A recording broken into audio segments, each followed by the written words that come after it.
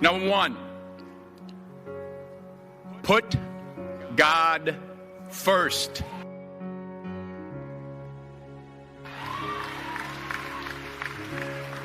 Put God first in everything you do. Everything that you think you see in me, everything that I've accomplished, everything that you think I have, and I have a few things, everything that I have is by the grace of God. Understand that. It's a gift. 40 years ago, March 27th, 1975, it was 40 years ago, just this past March, I was flunking out of college. I had a 1.7 grade point average. I hope none of you can relate. I had a 1.7 grade point average. I was sitting in my mother's beauty shop. They still call it beauty shop now? What they call it now? Yeah, I was sitting in the beauty parlor. I was sitting in my mother's beauty parlor, and I'm looking in the mirror, and I see behind me this woman under the dryer. And every time she looked up, every time I looked up, she was looking at me, just looking me in the eye. And I didn't know who she was, and I said, she said, somebody give me a pen, give me a pencil. I have a prophecy. March 27, 1975, she said, boy, you are going to travel the world and speak to millions of people. Now, mind you, I was flunked out of college. I'm thinking about joining the army. I didn't know what I was going to do, and she's telling me I'm going to travel the world and speak to millions of people. Well, I have traveled the world, and I have spoke to millions of people. But that's not the most important thing, the success that I had. The most important thing is that what she taught me and what she told me that day has stayed with me since. I've been protected. I've been directed.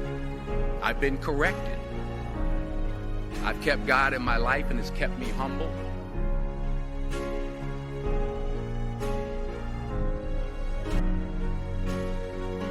I didn't always stick with him, but he always stuck with me. So stick with him in everything you do. If you think you want to do what you think I've done, then do what I've done and stick with God. Number two, fail big. That's right. Fail big. Today's the beginning of the rest of your life, and it can be very frightening. It's a new world out there. It's a mean world out there, and you only live once. So do what you feel passionate about. Take chances professionally. Don't be afraid to fail. There's an old IQ test, was 9 dots, and you had to draw 5 lines with a pencil within these 9 dots without lifting the pencil. The only way to do it was to go outside the box. So don't be afraid to go outside the box. Don't be afraid to think outside the box. Don't be afraid to fail big, to dream big. But remember, dreams without goals are just dreams, and they ultimately fuel disappointment. So have dreams, but have goals. Life goals, yearly goals, monthly goals, daily goals. I try to give myself a goal every day. Sometimes it's just to not curse somebody out. Simple goals, but have goals. And understand that to achieve these goals, you must apply discipline and consistency.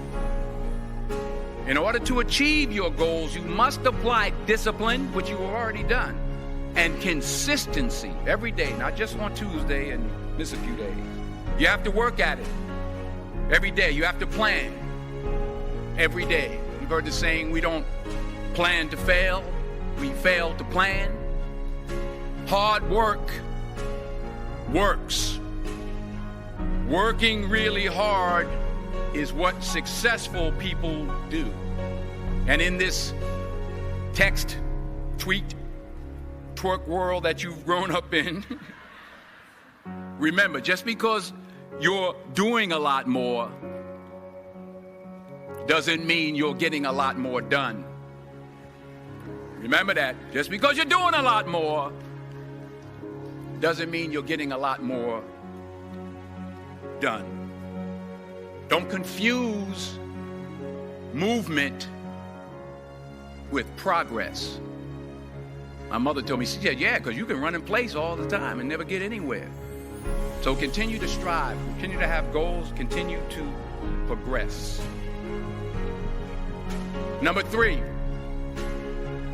you'll never see a U-Haul behind a hearse. I'll say it again. You'll never see a U-Haul behind a hearse. I don't care how much money you make, you can't take it with you. The Egyptians tried it. They got robbed. That's all they got. You can't take it with you. And it's not how much you have. It's what you do with what you have. We all have different talents. Some of you will be doctors, some lawyers, some scientists, some educators, some nurses, some teachers. Yeah, okay. Some preachers. The most selfish thing you can do in this world is help someone else.